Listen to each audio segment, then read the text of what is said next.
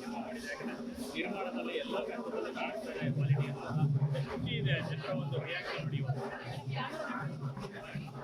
ನನಗೆ ಮಾತೆ ಬರ್ದಂಗಾಗಿದೆ. ನಿಜಕ್ಕೂ ನಾವು ಒಂದು ಕನಸಲ್ಲೂ ಕೂಡ ಈ ಥರ ಅಂದ್ಕೊಂಡಿರಲಿಲ್ಲ. ಇಂಥ ಅಭಿಮಾನಿಗಳು ಇಷ್ಟು ನಮಗೆ ಪ್ರೋತ್ಸಾಹ ಕೊಡ್ತಾರೆ, ನಮ್ಮ ಮೊದಲನೇ ಸಿನಿಮಾದಲ್ಲಿ ಇಷ್ಟು ದೊಡ್ಡ ಮಟ್ಟ ಕೈ ಹಿಡಿತಾರೆ ಅನ್ನೋದು ನಮ್ಮ ಕನಸಿನಲ್ಲೂ ನಾವು ಅಂದ್ಕೊಂಡಿರಲಿಲ್ಲ. ಬಟ್ ಅಭಿಮಾನಿಗಳು ತುಂಬ ದೊಡ್ಡ ಮಟ್ಟಕ್ಕೆ ನಮ್ಮನ್ನು ತಗೊಂಡು ಹೋಗ್ತಿದ್ದಾರೆ. ಅವ್ರಿಗೆ ಯಾವಾಗಲೂ ನಾನು ಚಿರಋಣಿಯನ್ನು ಬಯಸ್ತೀನಿ. ನಾವು ಯಾವಾಗಲೂ ಸದಾ ಇಂಥ ಒಳ್ಳೆ ಸಿನಿಮಾ ಕೊಡಲಿಕ್ಕೆ ನಾವು ಇಂಡಸ್ಟ್ರಿಗೆ ಇಷ್ಟಪಡ್ತೀವಿ. ದಯವಿಟ್ಟು ಎಲ್ಲರೂ ಥಿಯೇಟ್ರಿಗೆ ಬಂದು ಸಿನಿಮಾ ನೋಡಿ. ಬಟ್ ನನಗೂ ಆ ಫೀಲು ಬಲರಾಮನ ಅನ್ಯಾಯ ಸಾವು, ಒಂದು ರೌಡಿಸಮ್ ಸಿನಿಮಾದಲ್ಲೂ ಕೂಡ ಒಂದು ಅನ್ಯಾಯ ಸಾವು, ಒಂದು ಒಳ್ಳೆಯ ವ್ಯಕ್ತಿತ್ವದ ಸಾವು ಬಂದಿದೆ ಅನ್ನೋದು ನಮಗೂ ಬೇಸರ ಇದೆ. ಕ್ಲೈಮ್ಯಾಕ್ಸ್ ನೋಡಿ ತುಂಬ ಆಘಾತದಲ್ಲಿದ್ದೀವಿ. ದಯವಿಟ್ಟು ಎಲ್ಲರೂ ಸಪೋರ್ಟ್ ಮಾಡ್ತಾ ಇದ್ದೀರಾ, ದೊಡ್ಡ ಮಟ್ಟ ಸಪೋರ್ಟ್ ಮಾಡ್ತಾ ಇದ್ದೀರಾ, ನಮಗೆ ತುಂಬ ಖುಷಿ ಇದೆ. ನಿಮಗೆ ಸಿನಿಮಾ ಬಗ್ಗೆ ಅಷ್ಟು ಅರಿವಿರಲಿಲ್ಲ. ಈ ಸಿನಿಮಾದ ಜರ್ನಿ ಬಗ್ಗೆ ಹೇಳೋದಾದ್ರೆ ರಾಜಕೀಯ ಸಿನಿಮಾ ರಂಗದಲ್ಲಿ ಇವಾಗ ಏಳು ಬೀಳುಗಳನ್ನೆಲ್ಲ ನೋಡಿದ್ದೀರಾ. ಇವತ್ತು ಸಿನಿಮಾ ಕಂಪ್ಲೀಟ್ ಆಗಿ ಹೊರಗಡೆ ಬಂದು ನಿಮಗೆ ಏನು ನಿಜವಾಗ್ಲೂ ಈ ಫೀಲ್ಡ್ ತೊಗೊಂಡಿರೋದು ತುಂಬ ಕಷ್ಟಕರ. ಈ ಪ್ರೊಡ್ಯೂಸರನ್ನು ವೃತ್ತಿನ ನಿಭಾಯಿಸೋದು ತುಂಬ ಟಫ್ ಇದೆ. ಆದ್ರೂ ಆ ಟಫಲ್ಲಿ ಅಭಿಮಾನಿಗಳು ನಮ್ಮ ದೊಡ್ಡ ಮಟ್ಟಿಗೆ ತಗೊಂಡು ಹೋಗ್ತಾ ಇರೋದು, ಆ ಟಫೆಲ್ಲ ನಮಗೆ ದೂರ ಆಗಿದೆ. ಖಂಡಿತ ಈಗ ಒಂದು ಖುಷಿ ಸಂಭ್ರಮದಲ್ಲಿದ್ದೀವಿ. ಇದೇ ರೀತಿ ಎಲ್ಲ ನಾನು ಒಬ್ಬರು ಕೇಳಲ್ಲ, ಎಲ್ಲ ಪ್ರೊಡ್ಯೂಸರ್ಗಳಿಗೂ ಇದೇ ರೀತಿ ಅಭಿಮಾನಿಗಳು ಸಪೋರ್ಟ್ ಮಾಡಿ ಅಂತ ಕೇಳ್ತೀವಿ. ವಿನೋದ್ ಅವ್ರು ನೋಡೋದಕ್ಕೆ ಅದೇ ಫೀಲ್ ಆಗುತ್ತೆ. ತುಂಬ ನನಗೆ ನೋವಿನ ಸಂಗತಿ ಇದು. ಏಕೆಂದರೆ ಬಲರಾಮ್ ಅವರು ಸತ್ತಾಗ ನಾನಿನ್ನೂ 6th ಸ್ಟ್ಯಾಂಡರ್ಡ್ ಮಗು ಚಿಕ್ಕವಳಿದ್ದೆ.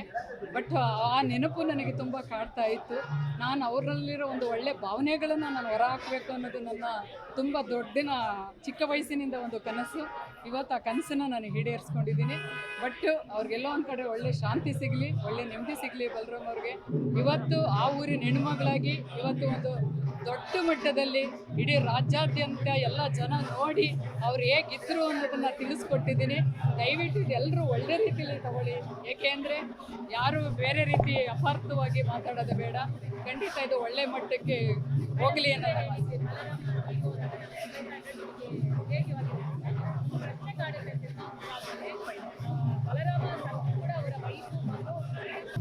ಅವ್ರ ಮೇಲೆ ತುಂಬ ಅಭಿಮಾನ ಇದೆ, ತುಂಬ ಫೀಲಲ್ಲಿ ಮಾತಾಡಿದ್ದಾರೆ. ಬಟ್ ಇದನ್ನು ಅವರು ಕೂಡ ಮಾಡಬೇಡಿ ಅಂತಲೂ ಕೂಡ ಹೇಳಿದರು. ಬಟ್ ನಮಗೆ ನನ್ನ ಊರಿನ ಒಂದು ಹೆಮ್ಮೆಯನ್ನು ನಾನು ತೋರಿಸ್ಲಿಕ್ಕೆ ಈ ಸಿನಿಮಾನ ರೂಪಿಸಿದ್ದೀನಿ.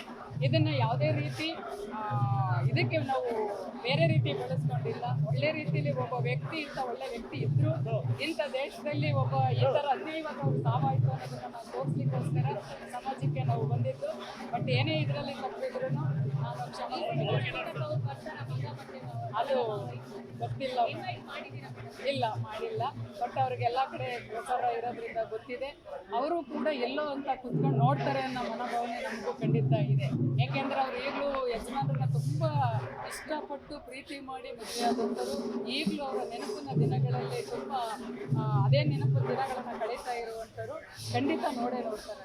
ಮೇಡಮ್, ಕಳಿಸಿ ಸಿನಿಮಾ ಅಂತಂದರೆ ಒಂದು ಖುಷಿಯನ್ನು ಬಲರಾಮನ ದಿನಗಳು ಮತ್ತೆ ಅದನ್ನೇ ನೆನಪಿರುವಂಥ ಸಿನಿಮಾ ಬಂದಿರೋದು.